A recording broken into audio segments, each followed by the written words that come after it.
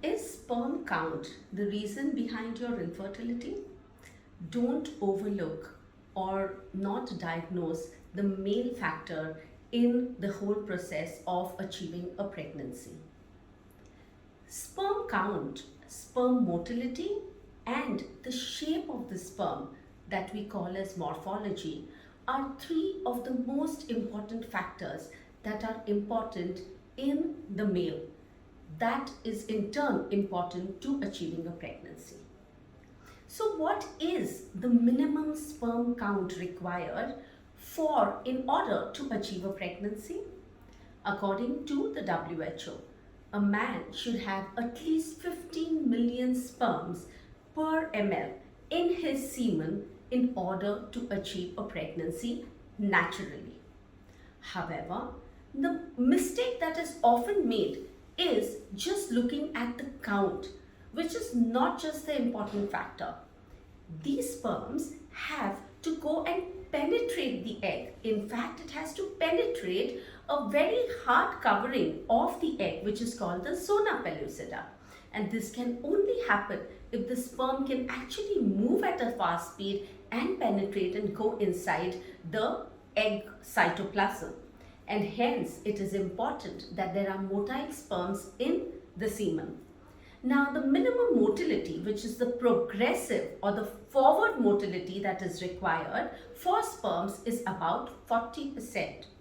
So, about 15 million sperms per ml are required at least at the minimum with at least a 40% progressive motility.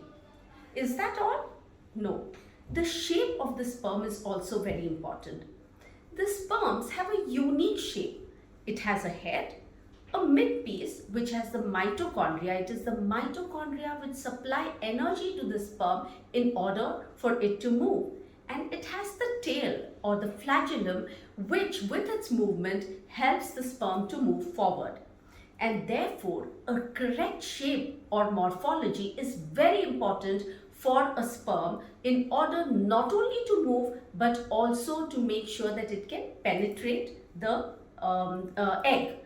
And hence, a normal morphology of at least 4% is required in the semen analysis or the sperms. So at least 4% of these sperms have to be normal, and if normal in morphology, and if they are not, again there could be a difficulty in achieving a pregnancy. A very common thing that people miss out, especially when reading a semen analysis, and many times overlook, that sometimes everything apparently looks normal with a semen analysis. But what is the problem here is the DNA which is present inside the head of the sperm. Now, a DNA which is present inside the head of the sperm cannot be analyzed in a routine semen analysis. But there could be a lot of fragmentation or breaks in the DNA in the sperm head, and hence at times understanding and measuring the sperm DNA fragmentation is extremely crucial. Deciding which males or which men need to do an advanced semen testing and for whom just a semen analysis may suffice needs expertise and understanding behind what the cause could be. A very important factor which people also miss out is the survival of the sperms.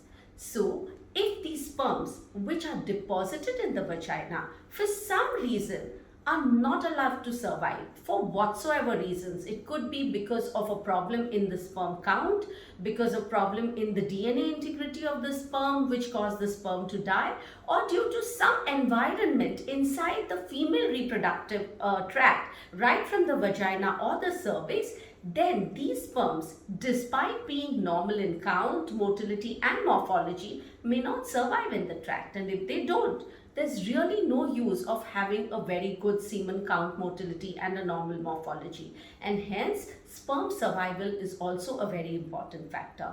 So just these few tips to understand whether the semen count in the male partner is normal and whether it is the semen or the male factor infertility that is causing an impediment towards achieving a pregnancy for you. This is Dr. Mamta Dikhe. I hope that this video sheds some light on the important factor of the male gametes in reproduction.